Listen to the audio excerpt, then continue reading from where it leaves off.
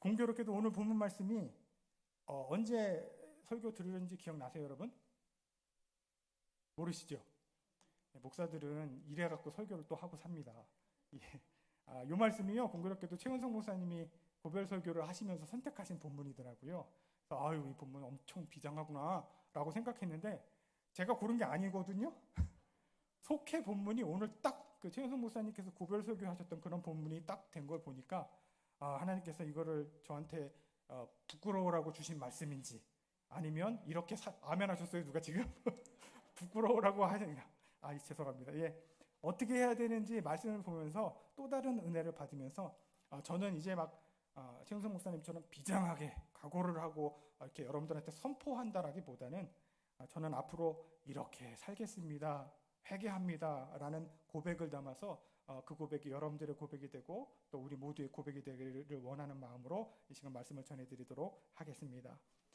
오늘 본문 말씀의 제목인 것처럼 22절 말씀이 바로 보라 하면서 사도 바울이 그 자신의 이 이후에 있었던 일들에 대해서 이야기를 하고 있는 부분이죠. 바로 이 직전 말씀에 초대교회에서 사도 바울이 어떻게 목회를 했고 그 성도들에게 어떠한 영향력을 미쳤는지에 대해서 구구절절히 소개하는 내용이 나와 있습니다. 물론 자신을 높이기 위한 목적이 아니라 자신이 했던 그 행적과 사역들을 통해서 이 사도 바울과 함께 동역했던 모든 일꾼들이 하나님 앞에 바울과 같은 모습으로 쓰임받기를 원하는 마음으로 나열하고 있는 것이지요. 근데 제가 왜 22절에서 딱 잘랐을까요? 저랑 너무 비교가 되더라고요. 그래가지고 22절부터 딱 잘라서 시작을 한 겁니다. 그렇지만 가장 중요한 말씀 중에 하나, 오늘 제목에 쓰여져 있는 말씀대로 그가 22절 전후로 사역할 수 있었던 가장 큰 힘의 원동력은 무엇인가 하면 나는 성령에 매여, 곧 사도 바울은 성령에 매인 삶을 살았기 때문에 그가 목숨을 내놓고도 그가 감당할 수 있는 일들, 심지어 그의 목이 참수함으로 잘려져서 바닥에 통통 튀기는 그 상황을 겪으면서까지 하나님을 위해 예수 그리스도를 위해서 살 수 있었다라는 사실입니다. 자, 그렇다면은 성령의 매인 삶, 물론 굉장히 큰 범위로 알아볼 수 있지만 오늘 본문 말씀에서 사도 바울에게 주어진 성령의 매인 삶은 어떤 삶일까요? 그것은 바로 23절에 나와 있습니다. 성령께서 이미 성령에 매여서 살고 있는 사도 바울에게 증언하고 계신데 그 증언이 성령의 매임으로 인해서 건강과 축복과 물질의 영광 가운데에 혹은 많은 명예 가운데 세워지는 것이 아니라 딱 두 가지, 뭐죠? 결박과 환난으로 나타나고 있다는 것이죠. 이것은 바로 하나님의 역사의 주체가 되시는 성령 하나님께서 사도 바울에게 증언하여서 빼도 박도 못하게 변함이 없이 주는 이야기라는 것이지요. 그런데 거기서 저는 이 결박과 환난보다 더 무서운 말이 바로 그 뒤에 따르는 말인 것 같아요. 뭘까요? 이 결박과 환난이 나를 기다린다라는 것이죠. 한번 생각해 보세요. 여러분들 멀리 떠났던 자제분들이 추석이 되어서 설이 되어서 돌아온다 그러면 그날을 손꼽아 기다리시겠죠. 별로 손꼽아 예, 손꼽아 기다리는데 요즘 그런 얘기 있잖아요. 손주들이 오면은 좋고 가면 더 좋고. 그럼에도 불구하고 사랑하는 손주들이, 내 자식들이 오랫동안 떨어졌다가 돌아온다 그러면 그날을 손꼽아 기다리는 것, 기다린다라는 것 자체가 참 행복이고 즐거움이 될 수 있다는 것이죠. 하지만 많은 빚을 지어서 빚쟁이들이 찾아올 날짜가 다가오는 사람이 있다고 한번 생각해 보세요. 그러면 그 사람의 심정은 어떨까요?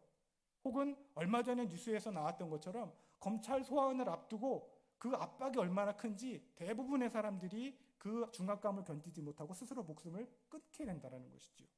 다시 말해서 지금 사도 바울에게는 큰 즐거움과 기쁨을 받을 수 있는 것이 기다리는 것이 아니라 성령의 매임으로 인하여서 결박과 환난, 그가 이제 예루살렘으로 가는 것은 죽음을 앞두고 있는 모습이 지금 보여주고 있다는 것이죠. 그럼에도 불구하고 정말 유명하기도 하고 오늘 본문 말씀에 어떻게 보면 핵심이 될 수 있는 말씀 24절 말씀을 우리가 한 목소리로 고백해 보도록 하겠습니다. 24절 말씀입니다. 시작.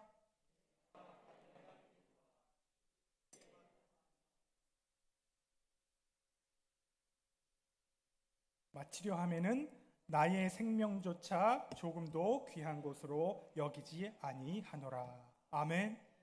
사도 바울은 바로 이 결박과 환난, 극심한 고통과 죽음이 기다리는 그 앞에서 그는 담대하게 자기의 달려갈 길과 또 내게 사명 주신 분 예수님, 그리고 하나님의 은혜의 복음 안에서, 그러니까 여기 축도에서 해당되는 얘기가 다 들어있잖아요. 예수님, 또 하나님, 복음, 그리고 지금 그가 매여 있는 성령님에 이르기까지 이 모든 것들을 종합해 보건대 나는 조금도 내 생명조차도 조금도 귀하지 아니한 것으로 여긴다라는 사실이죠. 기꺼이 내어 놓을 수 있다라는 사실입니다. 그러면서 그가 하나님 앞에 자신의 목회에 대해서 다시 한번 증언을 하는데 25절 말씀에 내가 여러 번 중에 왕래하면서, 이 말씀을 읽으면서 저는 회개합니다. 왜 그런가 하면은요, 이것, 그러니까 내가 여러 번 중에 왕래하며 하나님의 나라를 전파하였으니, 이 말씀을 쉬운 성경으로 번역하면은요, 나는 줄곧 하나님의 나라를 전했습니다. 그러니까 여기는 지금 하나님의 나라를 전파하였으나라고 하지만 현대인의 성경, 쉬운 성경에서는 앞에 강조점이 붙는 거죠. 줄곧 하나님의 나라를 전했다라고 담대하게 고백하고 있다는 사실입니다. 그러니까 우리가 하나님께서 맡겨주신 사명을 감당할 때는 기쁠 때 혹은 힘들 때 뭔가 나에게 이득이 될 때가 아니라 줄곧 자다가 깨더라도 복음 사역을 위해, 하나님의 영광을 위해, 예수 그리스도를 위해서 쓰임받는 자가 되어야 된다는 것이지요. 바로 이 사도 바울이 고백했던 것처럼 하나님의 나라를 전파하는 데 있어서 그것이 큰 사역이든지 작은 사역이든지 우리는 줄곧 호흡이 있는 동안에, 우리의 정신이 있는 동안에 감당해야 될 줄로 믿습니다.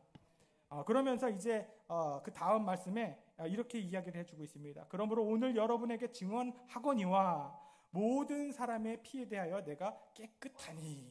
이 얘기는 무슨 말씀인가 하면 바울의 목회 가운데에서 구원받지 못한 사람이 나온다 할지언정 바울에게는 책임이 없을 만큼 그는 최선을 다해서 목회했다라는 것을 역설적으로 표현하고 있다는 것이죠. 그가 책임을 회피하고 내가 목회를 잘했는데 너 때문이야 라는 이유를 말하는 것이 아니라 그만큼 그가 온 힘과 그리고 또 열정을 당하여서 초대교회 가운데 주어진 사명들을 잘 감당했다라는 것을 이야기해 주고 있습니다. 그러면서 28절 말씀에 그들에게 다시 한번 사명을 주는데요. 오늘 본문 말씀의 주체가 되는 사람들은 모든 성도라고 하기보다는 이제 직분자들, 이를테면 우리 감리교를 비유로 말씀드리면 사도 바울이 이제 베드로가 있으니까 감독회장님이라고 볼 수는 없지만 감독쯤 됐다라고 보시면 그 아래에 있는 지방의 감리사님들 그리고 개체교회 담임자들을 모아놓고 지금 마지막 고별 설교를 한다고 이해하시면 될 것 같습니다. 그렇기 때문에 자, 여러분은 자기를 위하여 또는 온 양떼를 위하여 삼가하라고 얘기를 해주고 있다는 것이죠. 무엇을 삼가해야 될까요? 자기의 유익과 이익과 자기가 영광이 될 수 있는 모든 것들을 다 걸러낼 수 있어야 된다는 사실이죠. 사람인 고로 뭔가 내가 조금 더 돋보이고 내가 하나님 앞에 영광을 돌린다라고 고백을 하지만 내가 더 나은 모습으로 서고 싶은 마음이 인간들에게는 누구나 다 자리를 잡고 있다는 것이죠. 그러니까 나도 모르게 화장도 하고 옷도 깨끗하게 입고, 그런데 우리가 주일에 하나님 전에 나올 때에 정장을 하고 머리를 빗고 화장을 하고 또 여러 가지 모습을 하고 나오는데 사람들에게 보여준다 하면은 그 모습들이 의미가 없겠지요. 하지만 우리가 하나님 앞에 나왔을 때에 정결한 몸과 마음뿐만 아니라 우리의 외모까지도 하나님 앞에 드리기 위해서 나왔다라는 마음가짐이라면 바로 여기에서 우리가 양떼를 위하여서 혹은 서로를 위하여 삼가하는 사역이 될 수 있다라는 사실입니다. 바로 여기에서도 성령님의 역사가 그치지 않고 있다라는 것이지요. 그러면서 이 사람들에게 감독자로, 그러니까 지휘 감독하고 그들을 이끌어주는 사람들로 세웠다라는 것을 얘기하면서 교회를 보살피라라고 얘기를 하고 있는데요. 단순히 이것은 목사나 장로님들뿐만 아니라 서로가 서로에게 감독자 혹은 돌보는 역사를 감당하는 자들이 되어서 우리가 우리의 지체된 교회를, 그리고 또 그리스도가 머리가 되시는 이 교회를 위해서 아름답고 귀하게 헌신하며 나가야 될 줄로 믿습니다. 그리고 이러한 일들을 해나가는 데 있어서 오늘 본문 말씀 이후에 나와 있는 말씀 31절에 보시면은 이렇게 말씀하고 있습니다. 31절에 그러므로 여러분 일깨어 내가 3년이나 밤낮 쉬지 않고 눈물로 각 사람을 훈계하던 것을 기억하라 라고 이야기하고 있다는 것이죠. 믿으십니까? 여기에서 제가 방점을 찍고 여러분들에게 말씀드리고 싶은 말씀은 바로 그러므로 여러분들 일깨어라는 부분이라는 것이죠. 이 말씀을 쉬운 성경으로 다시 번역해서 읽어드리면 이렇게 되어 있습니다. 그러므로 깨어 있으십시오. 내가 3년 동안 이렇게 해석한 것들, 이 모든 것들, 그러니까 밤낮으로 때로는 눈물을 흘리며 여러분들 한 사람 한 사람에게 쉬지 않고 교훈하는 것을 기억하기 위해서는 깨어 있어야 된다는 것이죠. 가깝게는 우리의 신앙생활이지만 멀게는 뭘까요? 주님께서 이곳에 오시는 것, 그것을 이야기해 주는데요. 비유 말씀을 드리면은 지난주에 이런 일이 있었습니다. 저희 집사람이 보통 화요일에 당직을 쓰거든요. 당직을 쓰면은 9시에 집에 옵니다. 근데 여러분들 요즘 같은 때에는 교회 학교에서 모여서 뭔가를 할 수도 없고, 또 제가 청소년부 다닐 때만 하더라도 최고의 간식거리는 과자 봉지를 사다가 막 뜯어가지고 한때 모다 넣고 이렇게 먹고 음료수 마시는 게 최고였거든요. 근데 요즘은 어떠신지 아시죠? 최하 피자, 최하 치킨. 근데 그날따라 과자가 너무 먹고 싶더라고요. 게다가 저희 딸내미는 또 아토피가 심해서 아기 때부터 과자를 못 먹게 해가지고 이런 간식거리를 보면 속된 말로 환장을 합니다. 막 쑤셔놓고 보거든요. 근데 그날따라 저도 과자가 먹고 싶고 애들하고 같이 옛날 기분 내면서 과자를 딱 뜯어놓고 둘러 앉아갖고 먹었으면 좋겠다 싶어서 이제 저희 애기한테 에스더한테 전화해서 엄마 오늘 당직이지? 그러니까 네 당직이에요 그러더라고요. 과자를 잔뜩 사가지고 가가지고 그냥 얼마 안 샀어요. 7봉지를 사가지고 가갖고 셋이서 뜯어놓고 콜라 한 병을 냉동실에 딱 넣어놓고 이야 신난다 그리고 과자를 쫙 먹고 있는데 갑자기 문에서 삑삑삑삑 삑삑삑삑 딱 열리는데 애들은 신경도 안 쓰고 과자 먹는데 제가 철렁하더라고요. 저희 집사람은 원래 막 반말을 막 하지 않는 편인데 그날은 딱 보자마자 애들 과자 먹으면 안 되는 거 몰라! 소리를 지르시더라고요. 그리고 제가 거기서 꿀릴 수는 없잖아요. 그래갖고 눈을 딱 깔고 목소리도 깔고 에스더를 딱 보면서 엄마 당직이라며 되물었어요. 또 뒤에서 아니 그걸 몰라서 그러냐고 지금 애기들 지금 주사 맞고 있고 아토피 있고 먹으면 안 되는데 그래서 저는 할 말이 없으니 계속 에스더를 보고 엄마 당직이라며 엄마 당직이라며 그날이 도적같이 이룰 줄을 너희는 모르느냐. 우리가 신앙생활을 하면서 아유 내일 주님께서 오실 일이 있으랴 혹은 요만큼만 조금 살고 적당히 하고 우리의 신앙생활이 나중에 주님 나라 가까워지면 해야지. 왜 한 강도는 평생 강도로 살다가 예수님 십자가 옆에서 구원받았는데 못하겠어 라는 마음을 갖는 순간 사도 바울이 얘기했던 것처럼 깨어나십시오의 이 깨어나는 것, 일깨는 사역은 거기서 중단될 수밖에 없다는 사실입니다. 그러니까 사도 바울이 지금 결혼도 하지 않고 그들의 모든 것들을 내어놓고 목회와 선교 사용에 집중할 수 있었던 것은 주님께서 곧 오신다라는 임박한 종말론의 그 사상 가운데에, 그러니까 이단에서 얘기하는 종말론이 아니라 바로 주님께서 곧 오셨을 때에 부끄럽지 않은 모습으로 서기 위해서 그가 모든 것들을 내놓고 사역했다라는 사실입니다. 그렇기 때문에 저와 여러분들 역시 어디에서 무엇을 감당하든지 어떤 사람을 만나든지 저 사람이 내일 지옥에 갈지도 모른다라는 심정으로 복음을 전파하고 또 나의 사랑하는 사람들을 위해서 나의 친인척들을 위해서 예수 그리스도를 증언하는 증인으로서 살아가시기를 주님의 이름으로 간절히 축원합니다. 그러면서 35절 말씀에 이렇게 고백하고 있습니다. 범사에 여러분에게 모본을 보여준 바와 같이 수고하여 약한 사람들을 돕고 이렇게 말씀해 주고 계세요. 여기서 두 번째로 또 회개합니다. 그러니까 무슨 말씀인가 하면 사도 바울은 스스로 이야기하기에 부끄럽지 않을 정도로 범사에 항상 늘 초대교회 모든 사람들에게 모범을 보였다는 사실이에요. 그런데 전 보면은 생각해 보니까 새벽기도 올라가갖고 맨날 새벽기도는 누가 만들었는지 피곤해 죽겠어요 이런 소리나 하고 앉았고, 근데 나중에 알고 보니 예수님이 새벽기도를 만드셨대요 뭐 이런 얘기는 하고 앉았고, 어떻게 보면은 여러분들 가운데에 목사로서 모범이 되고 첫째가 되고 이끌어갈 모습을 보여야 되는데 오늘 사도 바울의 이 모습, 범사에 여러분에게 내가 모본이 되었다라는 고백을 준행하지 못했다라는 것이죠. 때문에 저는 여러분들뿐만 아니라 이 세상 사람들에게 범사에 모범이 되는 삶을 살 수 있도록 결단하고 여러분들에게 고백하도록 하겠습니다. 또한 그 후에 이렇게 나와 있습니다. 35절 하반절에 보시면 주 예수께서 친히 말씀하신 바 주는 것이 받는 것보다 복이 있다. 할렐루야. 그러니까 내가 받을 것들보다 언제든지 얼마든지 내가 나누어 줄 수 있는 삶, 그것이 바로 진정으로 복을 받을 수 있는 삶인데요. 제가 방점을 찍고 싶은 말씀은 무엇인가 하면 바로 그 전에 나와 있는 예수께서 친히 말씀하신 바, 즉 복음서에 나와 있는 예수님의 그 주옥 같은 말씀을 내 머릿속에 기억하고 내 가슴에 새기면서 그 말씀대로 사는 삶이 바로 나누어 주는 삶, 돈을 나누어 주고 시간을 나누어 주는 것이 아니라 예수 그리스도의 생명을 나누어 주는 삶으로 복을 받는 삶을 살기를 간절히 축원합니다. 그리고 그러한 삶을 살기로 제가 고백을 합니다.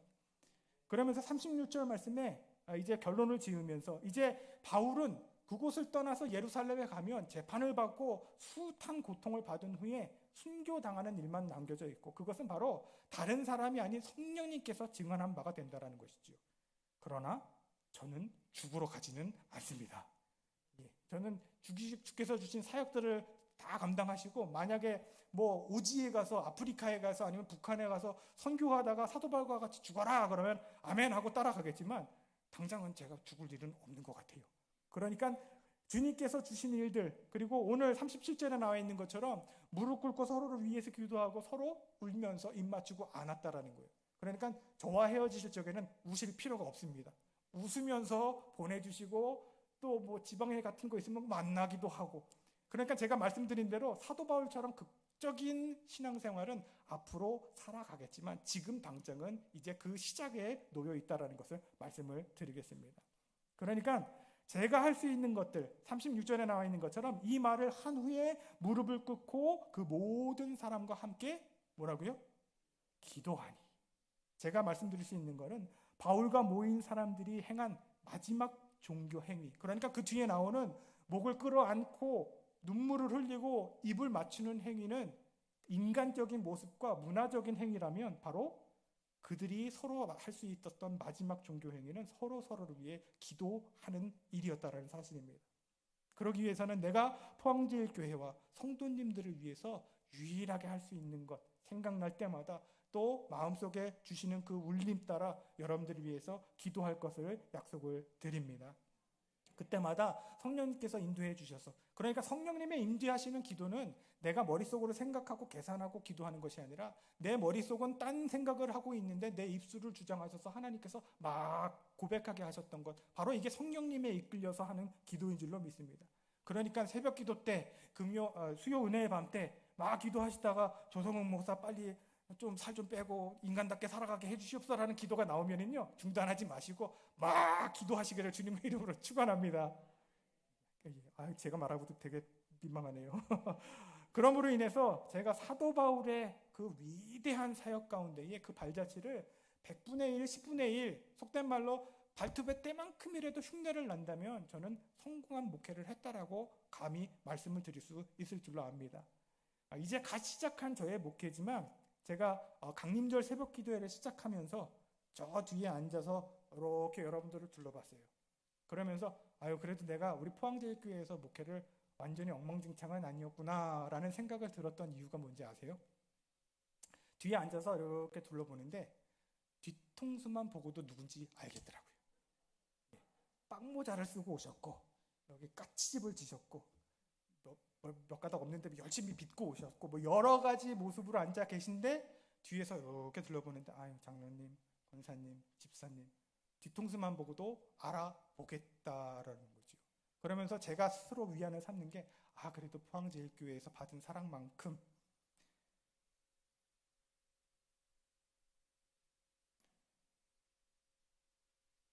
물 마시려고 그랬어요.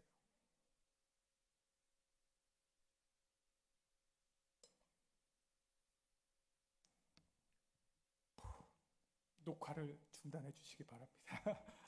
여러분들에게 받은 사랑만큼 제가 여러분들을 뒤통수를 보고도 알아차릴 정도가 됐으면 그래도 내가 이 교회에서 엉망진창으로 살지는 않았구나 라는 생각을 하면서 내가 성령의 메인 삶을 사는 것에서 더 나아가서 우리 성도님들의 사랑에도 매여서 살아야겠구나 라는 고백을 했습니다. 그것은 비단 우리 교회에만 국한된 것이 아니고요. 제가 가는 어느 목회지든지 간에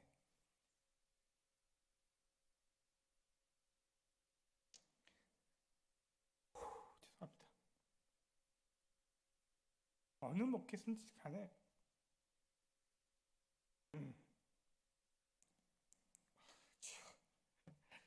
저 어느 목회에서든지 간에 환란이든 핍박이든 바울이 고백했던 것처럼 어떠한 일이 있더라도 성도님들의 사랑을 받아 살며 또 그것들을 아낌없이 죽어가는 영혼들에게 내어주면서 사도 바울이 고백했던 것처럼 내가 그리스도의 복음을 위해서는 내 목숨조차도 생명조차도 제가 이렇게 감성적인 한 사람이 아닌데 왜 이런지 모르겠네요. 아무튼 이 시간 우리가 찬양하고 고백하기를 원합니다. 그러니까 우리가 성령님의 메인 사람뿐만 아니라 우리 서로의 사랑에 매여서 섬기며 사랑하는 모습으로 우리가 주님의 나라 가서 다시 만나는 그 순간, 포항제일교회에서 함께 사역했던 것 정말 반가웠습니다. 포항제일교회에서 섬겨주신 것 감사합니다 라고 우리가 함께 고백했으면 좋겠습니다. 이 시간